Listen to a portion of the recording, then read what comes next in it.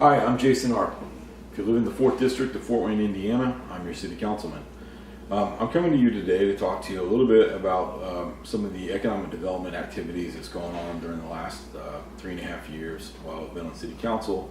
And my objection to these and raising some of these points over the last few years through editorials and the local papers, through videos, through other means of trying to reach out to the public has garnered some opposition, and it's the main reason I have a primary opponent this time around.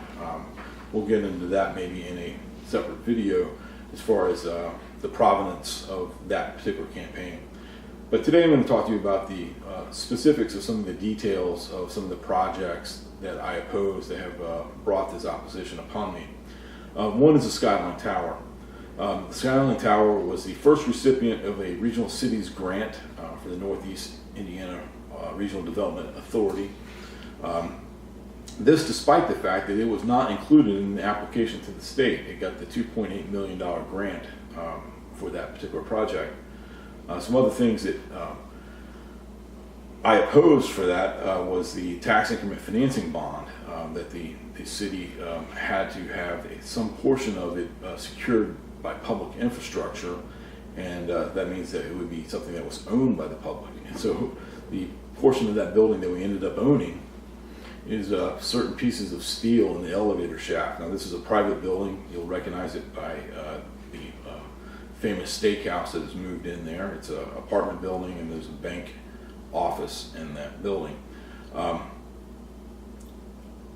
Prior to the vote on this, I got a call from the publisher of the News Sentinel. This is the former evening newspaper. The publisher called me to tell me how to vote on that project on behalf of the quote-unquote business community. I published that phone call on a YouTube video that's been out there for a few years, so feel free to take a look at that. The second big project that I've opposed that has gotten me quite a bit of pushback from the quote-unquote business community is the landing. The landing had a TIF bond that, very much like the Skyline Tower, was secured by city public infrastructure, namely the roof of the newly constructed building in that complex. Isn't it funny that we chose to own, when I say we, the city chose to own the one piece of infrastructure that we're going to have to replace in 30 years or so. The publisher of the morning paper sits on the Downtown Development Trust that purchased the land that later became the project footprint, and none of that was disclosed to the public in any of the articles in the boosterish coverage of that particular project. The project will cost 3 times what it's worth by any traditional appraisal methods, and this has been affirmed by the assessor. Again, but this is something that I went to members of the press, sat down with one of the more well-known reporters in town, showed them the financials and how this was going to play out, and his response was, well, I just thought all these deals looked like that. Very disappointing.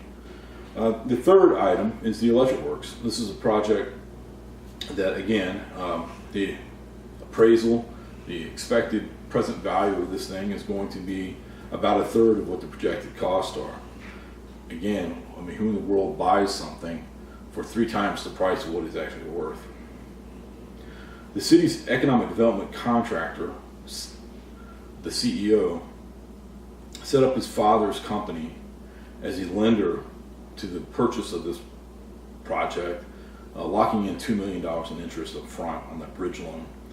The city's economic development contractor's parent company, this is the Chamber of Commerce, better known as Greater Fort Wayne, announced that they were going to spend $250,000 in an ad campaign to promote the electric works, in which they clearly had conflicts of interest.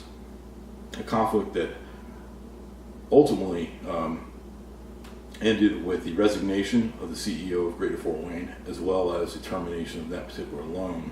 It was sold to other interests, is what we're being told. There's 2 other items One is the riverfront tax. The city's economic development contractor, its parent company, the Greater Fort Wayne, this is our Chamber of Commerce, lobbied hard to raise income taxes to support a $100 million bond issuance specifically for downtown riverfront development, more or less creating a blank check for the community development apparatus of the city to pour money into private development deals. And lastly, Greater Fort Wayne lobbied hard against my efforts to eliminate business personal property tax.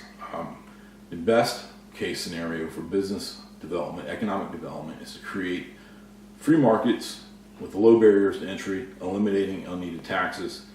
This was an opportunity to do that and to get rid of a lot of the other opportunities for insider dealing and potentially even graft or racketeering.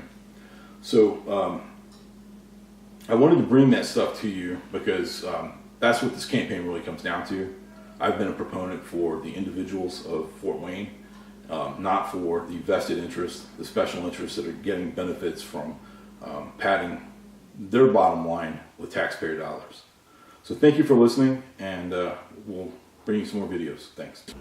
I'm Jason Arp. I approve of this message, paid for and authorized by friends of Jason Arp.